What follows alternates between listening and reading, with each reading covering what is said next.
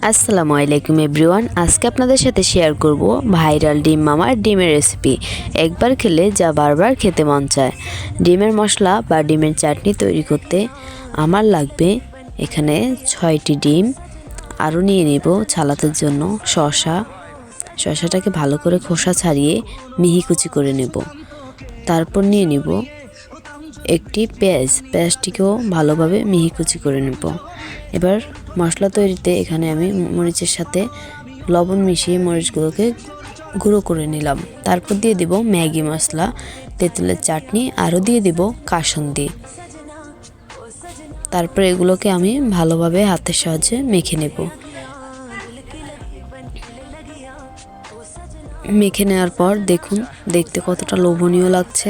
এরপর যেই সিদ্ধ করে রাখা ডিমগুলোকে কেটে ভালোভাবে মশলা দিয়ে দেব। উপর দিয়ে দেব কয়টা সাদা তিল। তারপর রেডি হয়ে যাবে আমাদের ভাইরাল ডিমের রেসিপি। ভালো থাকবেন সবাই, আল্লাহ হাফেজ।